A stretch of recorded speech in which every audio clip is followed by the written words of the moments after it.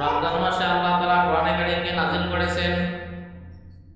কোরআনে কারীম রমজান মাসে নাযিল করে দিয়ে আল্লাহ তাআলা রমজান মাসের সম্মানকে বৃদ্ধি করেছেন। কারণ কোরআনের সাথে সম্পর্ক যার যত বেশি হবে আল্লাহ তাআলার নৈকট্য সে তত বেশি পাবে।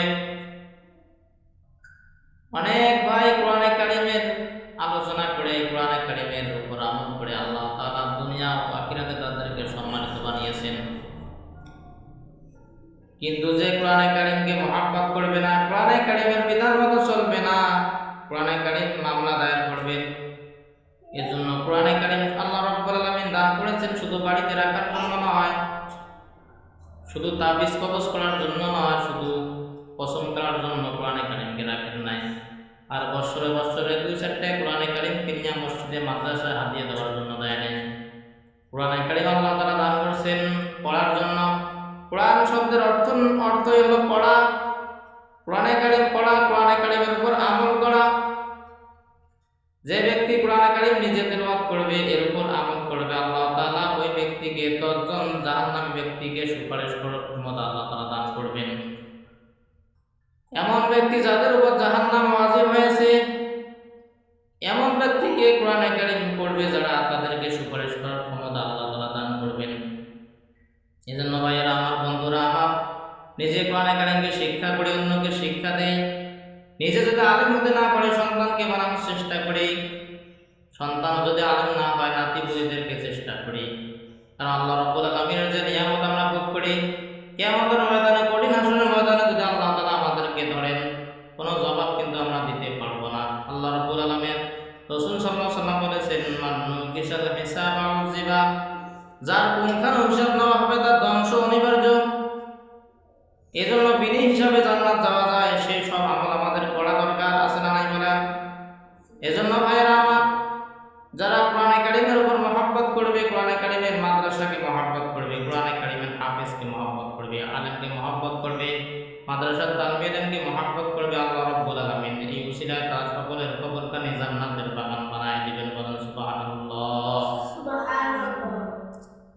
ভাইয়েরা আমার, বন্ধুরা আমার, কোরআনের সাথে সম্পর্ক যার যত বেশি হবে আল্লাহ তাআলার দরবারে তত বেশি সম্মানী হবে।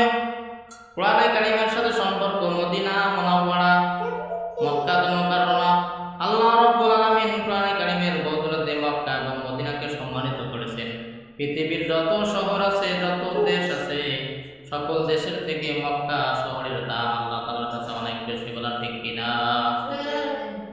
এজন্য ভাইরা আমার, বন্ধুরা আমার, কোরআনে কারীমের সাথে সম্পর্ক হলো রমজান মাস।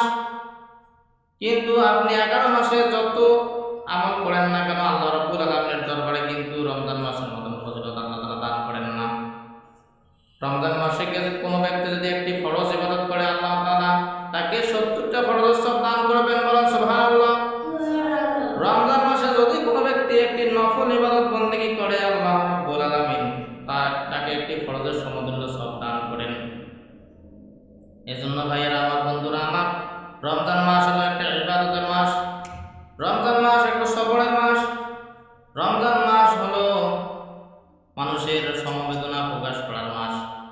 কারণ আজকে ফিলিস্তিনের মধ্যে অনেকে আছে খাবার নাই, ফিলিস্তিনিবাসী না খেয়ে আছে, কিন্তু আমরা বাংলাদেশের মুসলমান কিন্তু না খেয়ে থাকার কষ্টটা বুঝি না।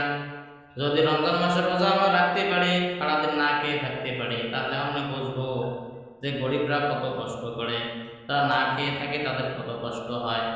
এই জন্য রমজান মাস হলো ইবাদতের মাস, সবরের মাস, সহানুভূতি দেখার মাস।